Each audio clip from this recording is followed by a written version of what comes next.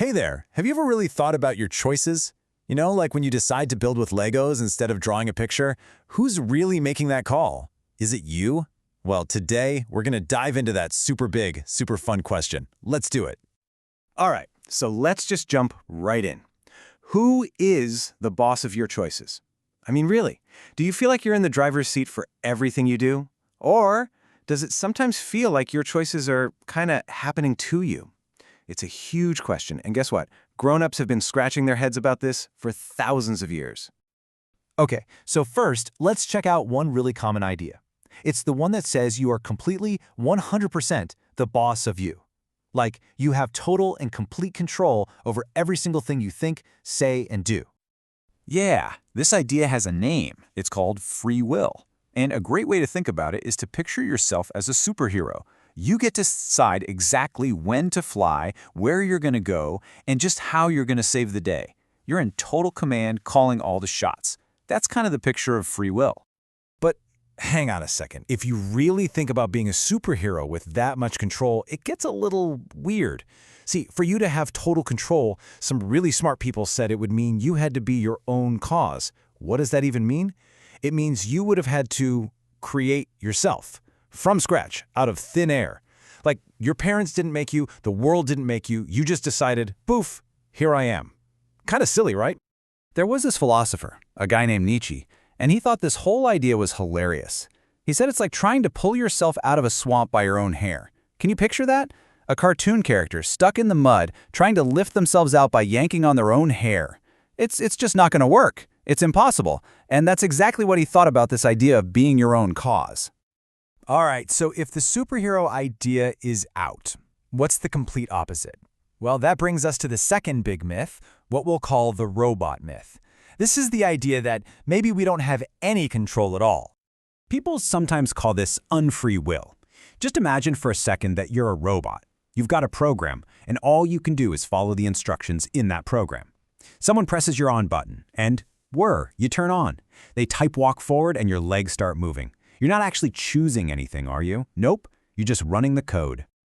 But that same guy, Nietzsche, he looked at this robot idea and said, hold on, that doesn't feel right either.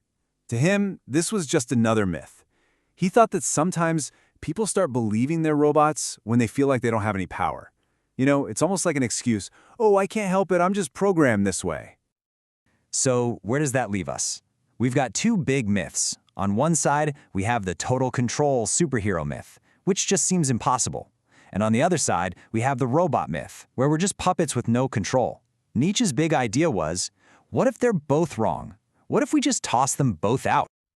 Okay, so if we're not superheroes and we're not robots, then what in the world are we? Well, this is where it gets really interesting. Nietzsche suggested a totally new way to look at all this, a way that has nothing to do with being free or not free. He said we should just forget about free or not free. He thought the real question isn't about control, it's about strength. Think about it. It's not like a light switch that's either on or off. It's more like a volume knob. Sometimes your energy is turned way up and sometimes it's turned down low. So a strong will just means you have a ton of energy to push through something tough.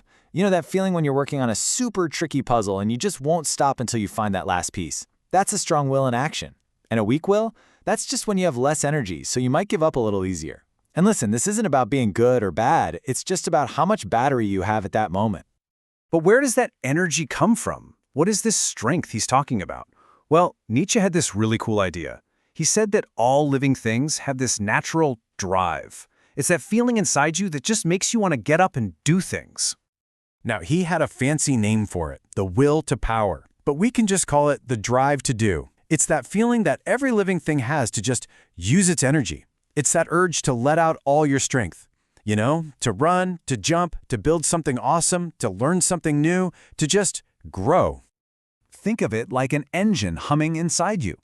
And it's super important to know that when he says power, he doesn't mean being mean or bossing people around. Not at all. The word power actually just means to be able. So your drive to do is really your ability to be able to do stuff and make things happen in the world. And once you start looking for it, you see this drive to do everywhere. A tiny flower has the drive to push through the dirt to reach the sun. A puppy has that drive to just run and play and chase a ball. A spider has the drive to spin an incredible web. And you have it too.